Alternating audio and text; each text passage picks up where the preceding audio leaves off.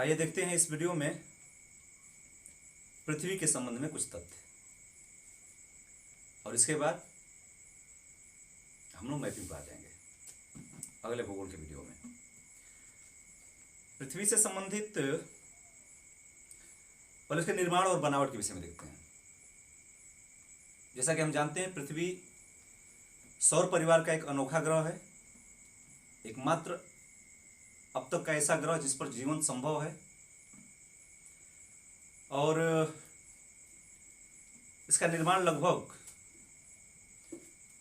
4.5 लगभग 4.5 अरब वर्ष पहले माना जाता है।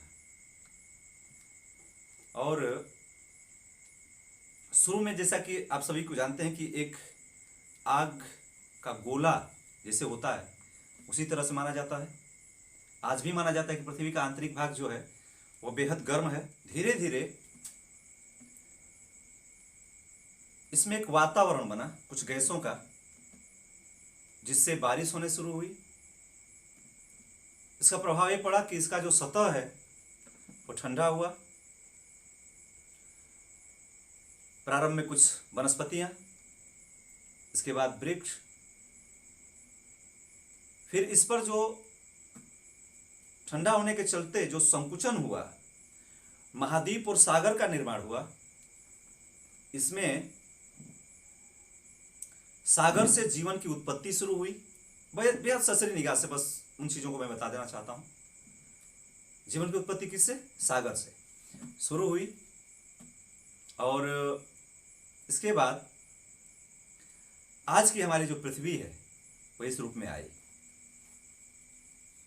इसकी जो हम लोगों ने बनावट अपने हिसाब से तैयार किया है, मतलब जो मानव ने इसमें अक्षांश देशांतर आदि बांट करके जो तैयार किया है, उसके विषय में थोड़ा सा बात कर लेता हूं।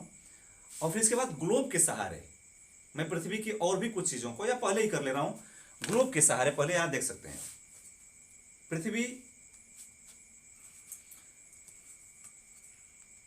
सबसे बढ़िया इसका प्रतिरूप ग्लोब है। मैप के अगर आप देखते हैं तो मैप के बदले ये अच्छा है। इसकी गति जो है उसकी पहले बात करते हैं। हमेशा आप ये बात जानते हैं कि सभी पिंड, इस ब्रह्मांड के सभी पिंड, अब तक ज्ञान जितने भी पिंड हैं, उन सभी की दो गतियां हैं। एक जो अपनी धुरी पर वो चलते हैं, इसको धुरी पर चलना करते हैं, इसको दैनिक गति उनकी कहते हैं। और एक जो अपने किसी भी मातृपिंड का या किसी भी केंद्र का जो चक्कर लगाते हैं, उसको परिक्रमण या वार्षिक गति कहते हैं। और ये जो देख रहे हैं ये दैनिक या परिभ्रमण गति है।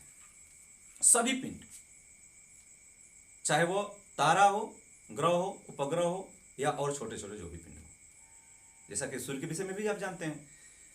इसमें दोनों गतियों के विषय में देखते हैं कि होता कैसे है। सबसे पहले हमारी जिज्ञासा जगती है जब हम नहीं जानते कि दिन रात होता कैसे है। हम सभी जानते हैं पूरे सौर मंडल में प्रकाश का, ऊर्जा का जो स्रोत है अनंतिम, वो सूर्य है। मान लेते हैं किसी भी तरह से, अगर इधर से ही देखते हैं, जो आपके सामने प्रकाश आ रहा है उसको हम अगर सूर्य का प्रतिरूप माने, तो आप जानते हैं कि पृथ्वी जो है वह पश्चिम से पूरब की तरफ भ्रमण करती है। ये मैं जैसे कर रहा हूं तो ये पश्चिम से पूरब की तरफ हो गया। कहीं भी अगर एक बार आपके नजदीक में ले जाऊं कैमरे के, तो इससे आप समझ सकते हैं कि चूंकि आप महाद्वीप वगैरह जानते हैं तो ये कहाँ क्या है, इस तरह से आप समझ सकते हैं। ये जो पृथ्वी घूम रही है पश्चिम से पूरब दिशा में घूम रही है।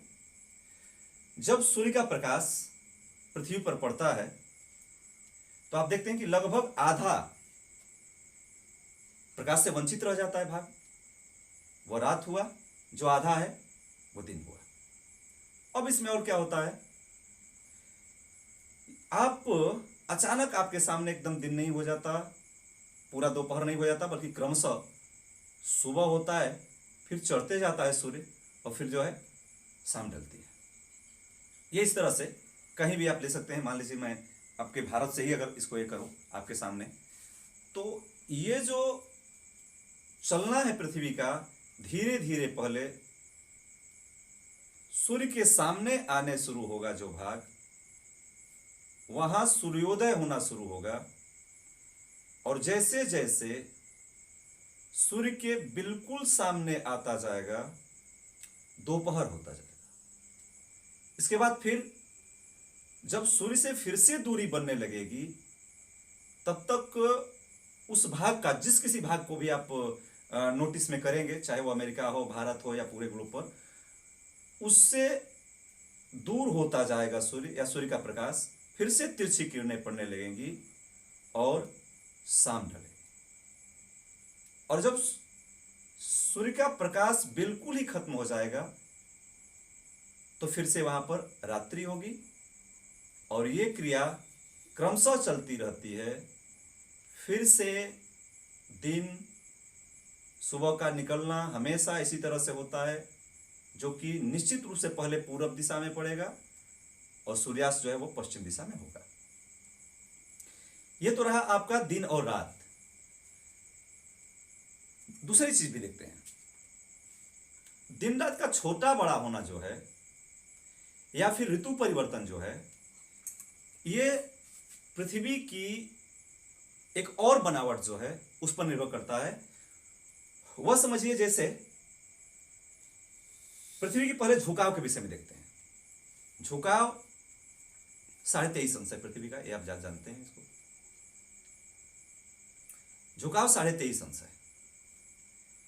ये जो झुकाव है, इससे पृथ्वी पर दिन और रात छोटा बड़ा होता है, आप भी समझते होंगे। अब जो है धीरे धीरे हम उस तरफ आ रहे हैं जब पृथ्वी पर उत्तरी गोलार्ध में सबसे बड़ा दिन होगा। ये जो आप झुकाव देख रहे हैं, कहीं भी 23.5 अंश का इसको झुकाव आप देखते हैं। जब मैं इस भाग को सूर्य के प्रकाश के सामने करता हूं, तो इसमें एक चीज नोटिस कर रहे होंगे, जो पैरेलल अगर करने पर, जो कि सूर्य की किरणें जो होती हैं वो समानांतर आती हैं, क्योंकि पृथ्वी से लाख गुना बड़ा है, 13 लाख गुना लगभग बड़ा, क्योंकि 109 गुना के आसपास तो व्यास सूर्य का पृथ्वी से बड़ा है। आप सोच सकते हैं, तो पैरेलल किरणें आती हैं इसकी, बिल्कुल। ये आकर अगर पड़ रही है इस पर, तो ये एक चीज इसमें देख रहे हैं आप, दक्षिणी गोलार्ध में दक्षिणी ध्रुव पर प्रकाश जो है लगातार 24 घंटे इसमें पड़ रहा है। 24 घंटे आप कुछ भी कर रहे हैं, इसका मतलब कि वहां पर तो रात्रि होगी ही नहीं इस समय। लेकिन यही चीज अगर आप उत्तरी गोलार्ध पर यहां आकर देखें, तो आप महसूस कर रहे होंगे, अगर लाइट नहीं ठीक होगा तो, कि यहां जो है कभी भी 24 आवर कभी भी प्रकाश पड़ ही नहीं रहा है। इसका मतलब यहां बिल्कुल कभी दिन नहीं होगा। यह इस स्थिति में है। लेकिन यह अगर जैसे जैसे सूर्य के चारों तरफ ये घूमती जाएगी, ये स्थिति बदलती जाएगी, आप समझ रहे हैं, धीरे धीरे। और अगर ये इस तरह से स्थिति हो गई तो यहां आकर के, या उल्टे तरफ समझिए कि हम लोग उल्टे तरफ खड़े हैं, और ये अगर इस तरह से स्थिति हो गई तो इस दशा में आप क्या पाएंगे? अब लगभग उतनी ऊंचाई पर मैं किया हूं, इस दशा में आप पा रहे होंगे कि पृथ्वी का घूर्णन गति वही है, दैनिक गति वही है, लेकिन जो उत्तरी ध्रुव है अब लगातार जो है ये सूर्य के प्रकाश में है, जबकि दक्षिणी ध्रुव सदैव 24 घंटे पूरा एक चक्कर आप घुमा लीजिए, सदैव प्रकाश से दूर है। इसका मतलब उत्तरी ध्रुव पर इस समय दिन रहेगा हमेशा, और दक्षिणी ध्रुव पर हमेशा रात रहेगी। मतलब ये ध्रुवों पर 6 महीने का दिन और 6 महीने का रात होता है। इसकी एकदम जो है आप प्रत्यक्ष रूप से देख पा रहे हैं इस प्रयोग को। ये क्रमशः जैसे जैसे अक्षांश को अभी मैं बनाऊंगा, तो जैसे जैसे आप उच्च अक्षांशों के तरफ बढ़ते जाएंगे, मान लीजिए विषुवत रेखा है, इससे उच्च अक्षांशों के तरफ वैसे जैसे बढ़ते जाएंगे, चाहे आप दक्षिणी ध्रुव की तरफ हो या उत्तरी ध्रुव की तरफ हो, तो ये दिन रात का अंतर जो है वो बढ़ता जाएगा। इस पर बहुत कम पड़ रहा है, आप कहीं भी इस स्थिति में रख लें या इस स्थिति में रख लें, ये जो सेंटर है इस पर तो नागड़ ही पड़ रहा है, लेकिन जैसे जैसे आप ध्रुवों की तरफ मतलब उच्च अक्षांशों की तरफ बढ़ रहे हैं, निश्चित रूप से बात देख रहे हैं कि ये ज्यादा अंतर पड़ते जा रहा है। अब हम इसके जरिए कुछ पृथ्वी के अक्षांश, देशांतर, कटिबंध आदि के विषय में थोड़ी सी बात कर लेते हैं। ये आपकी पृथ्वी जिस पर हमने कुछ काल्पनिक रेखाएं खींच रखी है, मतलब ये प्राकृतिक नहीं बल्कि हमने कुछ खींच रखी है। मान लीजिए जो मैं खींच रहा था अभी, जो आपने जल्दी जल्दी देखा, इन रेखाओं की संख्या हमने कुल पृथ्वी पर 360 बना रखी है, काल्पनिक रेखाएं हैं, और इनको हम देशांतर कहते हैं। देशांतर क्या है? खड़ी रेखाएं हैं, इनको हम देशांतर रेखाएं कहते हैं। संख्या 360। दूरी इनके बीच में हर जगह एक नहीं है, आप समझ सकते हैं। सबसे ज्यादा इसमें इन सभी रेखाओं के बीच में जो दूरी आप पा रहे हैं वो इस बिंदु पर लगभग पा रहे हैं आप। इनको आप जो अभी खींच रहा हूं इसको आप समानांतर रेखा कहते हैं, इसको आप देशांतर रेखा कहते हैं। फिर से समझ लीजिए, देशांतर रेखा, समानांतर रेखा। इन समानांतर रेखाओं को आप अक्षांश भी कहते हैं। अक्षांश इसलिए मैं इनको खींचा, ये मान लीजिए 0 हो गया, 0 अंश अक्षांश, ये अक्षांश रेखा, अक्षांश रेखा है। जो अक्षांश रेखा है इनकी संख्या 180 मानिए, 179 ही आप मानेंगे, 179। ये बड़ी रेखाएं हैं, समानांतर रेखाएं हैं, इनकी संख्या 179 है। बहुत रहेगा आप 180 लगाएंगे, कहीं कहीं ऐसे ही दे देता है। और इनके बीच में हर जगह दूरी बराबर है, हर जगह। मैं कुछ इसमें इसको बना भी दे रहा हूं, इनके बीच में हर जगह जो है वो दूरियां बराबर है। और इनके बीच में जहां तक आप देख रहे हैं ये दूरी इस रेखा पर, जिसको कि आप भूमध्य रेखा कह सकते हैं, 0 अंश अक्षांश, मतलब भूमध्य रेखा या विषुवत रेखा, इसमें सबसे ज्यादा दूरी जो है इसी पर है, देशांतर रेखाओं के बीच। यहां इनके बीच में जो दूरी है ये लगभग 111.3 किलोमीटर की प्रत्येक देशांतर रेखाओं के बीच में है यहां पर। लेकिन जैसा कि आप देख रहे हैं, क्रमशः जैसे ही आप उच्च अक्षांशों की तरफ जा रहे हैं, चाहे वो दक्षिणी गोलार्ध की तरफ या इधर, मान लीजिए इनको कुछ रेखाओं को मैं क्लियर कर दे रहा हूं। मान लीजिए ये आपकी 23.5 अंश वाली रेखा है, ये आपकी, अच्छा से एक बड़ा दो, एक ही बार लिख दे रहा हूं, इसको भी लिख दे रहा हूं यहां पर, इनको भी देख लेते हैं। तो जैसे भी आप इधर जा रहे हैं दोनों तरफ, इनके बीच की दूरी घटती जा रही है, इसको आप गोरे कहते हैं। ध्रुवों पर इनके बीच की दूरी न्यूनतम मतलब बिल्कुल रहती है, जैसा विकल्प में रहता है, कभी कभी पूछता है, उसके हिसाब से आप दिया करेंगे। कोई निश्चितता नहीं है कि कहाँ का पूछ रहा है, जैसे जैसे हो रहा है क्रमशः कम होती जा रही, इस चीज को पढ़ ले।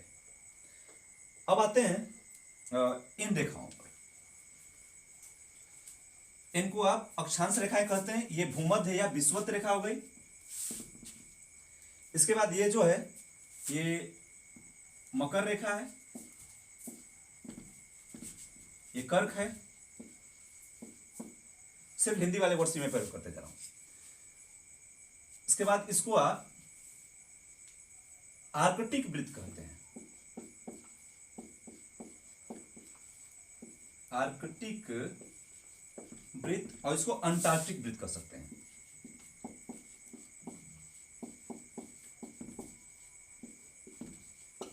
ये जो चीजें आप देख रहे हैं, इन पर कुछ चीजें कि आप 179 या 118 की संख्या कर रहे थे, लेकिन इनके बीच में आप देख रहे हैं ये दूरी, चाहे वो उतना भी बना लेते हैं आप, इनके बीच में दूरी हर जगह एक समान है, और जो कि 111 किलोमीटर की है। और इसका कारण आप जानते हैं, ये जो है थोड़ा सा ध्रुवों पर पृथ्वी जो है वो चपटी है। देखने में भले ना यहाँ पर लग रहा नहीं बन पाया हो, लेकिन ध्रुवों पर थोड़ी सी चपटी है, इसलिए थोड़ी सी दूरी कम होती है, और वो 111 और 111.3। इसके बाद दूसरा आते हैं कर्क रेखा, मकर रेखा, जहां की सूर्य जो है 23.5 पृथ्वी जो की है उसकी किरणें, मतलब सूर्य की किरणें इससे ऊपर और इससे नीचे कहीं भी, इसके बीच में ही सीधी कहीं पड़ सकती है। वर्ष भर में कभी भी न तो यहां के बाद इधर कहीं और ना ही इधर के बाद इधर कहीं सूर्य की किरणें वर्ष भर में कभी सीधी नहीं चमकेगी। जहां पर हम हैं, अगर अपनी स्थिति भी आप सोचें तो आप वर्ष भर में कभी नहीं पाते हैं कि हमारे यहां पूर्वांचल में कभी भी सूर्य किरणें हमारे बिल्कुल सिर पे पड़ती हों, ऐसा कभी नहीं पाते होंगे आप बिल्कुल जब बड़े दिन होते हैं उस समय भी आपने देखा होगा कि थोड़ी सी हमारी परछाई 1 फुट की बनती है, लेकिन बनती है। अगर वही आप चले जाएंगे जहां से कि ये रेखा कर्क रेखा जो गुजरती है, कर्क रेखा जो गुजरती है, जो कि आप जानते हैं भारत में 8 राज्यों से गुजरती है, अगर उन राज्यों में आप हो, जैसे झारखंड में ही चले जाएं, तो वहां पर आप दोपहर में देखेंगे कि सूर्य की किरणें जो हैं वो सीधी पड़ सकती हैं। जब बड़ा दिन होता है उस समय पड़ सकती हैं। ये एक बात है। दूसरी चीजें, मतलब आपने समझ लिया कि इसके ऊपर कभी नहीं, इसके ऊपर कभी नहीं, और जो कि ग्लोब से आपने शुरू में देखा था उस बात को भी समझ जाएंगे। इनको हम संक्रांति कहते हैं। जब यहां पर चमकेगा कर्क संक्रांति, अगर यहां पर मकर संक्रांति। कर्क संक्रांति किस दिन होता है? वह है आपका 21 जून को, जब उत्तरी गोलार्ध का सबसे बड़ा दिन होगा, क्योंकि वो सूर्य की किरणें सीधी चमकेगी कर्क रेखा पर। अब उससे उतरा तो सूर्य जा नहीं सकता, फिर तो लौटना होगा धीरे धीरे। तो 21 जून को कर्क संक्रांति होगी और वह सबसे बड़ा दिन होगा उत्तरी गोलार्ध का। यही जबकि आपके यहाँ सर्दियां शुरू होती हैं, आपके यहाँ जब सबसे छोटा दिन होता है जो कि 22 दिसंबर है, आप जानते हैं, उसको अगर आप देखें तो उस समय मकर संक्रांति होती है। ये 22 दिसंबर का समय है, और यहां आप पाएंगे कि यहां पर दक्षिणी गोलार्ध में सबसे बड़ा दिन होगा, तो आपके यहां सबसे छोटा दिन होगा। ऑस्ट्रेलिया में सबसे बड़ा दिन, मतलब पूरे दक्षिणी गोलार्ध का। इन दोनों चीजों का आपने देख लिया। बहुत थोड़े में ही समझाऊंगा, इसके बाद तो आप मैपिंग में समझते ही जाएंगे। इसके बाद कुछ और समझता, जिससे कटिबंध, तो कुछ इसमें कटिबंध देख लीजिए, फिर उसमें देखिएगा मैप में। ये अगर कहें तो आप समझ सकते हैं कि ये जो पूरा, इसको आप पूरा अगर कहें, इसमें ज्यादा सूर्य की किरणें सीधी पड़ेगी वर्ष में, इसलिए ताप यहां ज्यादा होगा। इसलिए उस पूरे भाग को आप उष्णकटिबंध कहते हैं, उष्णकटिबंध। थोड़ा सा और आगे जा सकते हैं इससे आप, कभी कभार आपको सीधा 30 अंश कहेगा, 30 अंश इधर और 30 अंश इनके बीच में आप मान लीजिए उष्णकटिबंध है। अगर इस पर आए या विषुवत रेखा पर बिल्कुल मान लीजिए कि 5 अंश इधर 5 इधर, तो ये तो और ज्यादा होगा ना, और ज्यादा सीधी किरणें जो है वर्ष भर पड़ेंगी इस पर। तो यहां एक शांत पेटी बनती है, उसको आप डोल ड्रम कहते हैं। वर्षा भी वर्ष भर ज्यादा होगा और तापमान भी ज्यादा रहेगा, डोल ड्रम कहते हैं इसको। इसके बाद ये पूरा हो गया 30 या 23.5 अंश के दोनों, मतलब कर्क और मकर के बीच में समझ लीजिए, या फिर दोनों तरफ 30 अंश के बीच में समझ लीजिए। ये एक कटिबंध हो गया, जिसको आप उष्ण कटिबंध कहते हैं। 30 और 45 के बीच आप समझिए, 30 और यहां से मान लीजिए 45 अंश है, 30 और 45, थोड़ा ऊपर नीचे बन गया था, 30 और 45 या इससे और 45 के बीच में आप समझ लीजिए। और यहां भी इसी चीज को देखिए आप, 30 और 45, इसके बीच में आप उपोष्ण कटिबंध कहते हैं। उपोष्ण, अब इस शब्द से भी आप पहचान पाएंगे कि कुछ ना कुछ उष्णता लिए हुए, लेकिन अब एकदम बिल्कुल उष्ण नहीं रह गया, उपोष्ण कटिबंध कहते हैं। दोनों तरफ इसमें 30 और 45 के बीच में, 30 और 45 के बीच में। और ऊपर जाते हैं तो ये जो हो गया 45 और 66.5 के बीच में, और उसको ऊपर वर्गीकृत कर लीजिए, आप समझ में आए। तो इसको आप उष्ण कहे थे, इसको आप उपोष्ण कह दीजिए, और इसको आप शीतोष्ण कह लीजिए। ये शीतोष्ण कटिबंध है। तीसरा, यहां भी इस बात को आप जिक्र कर सकते हैं, यहां लिख सकते हैं, नीचे भी उन्हीं चीजों को लिख सकते हैं। यह हो गया शीतोष्ण कटिबंध, दोनों तरफ उसी तरह से, उष्ण कटिबंध, उपोष्ण कटिबंध, शीतोष्ण कटिबंध। मतलब अब कुछ कोल्ड, ठंडा इस कटिबंध में दिखाई देगा इन सभी की अपेक्षा। और इसके बाद तो इसको ध्रुवीय कटिबंध कह देते हैं।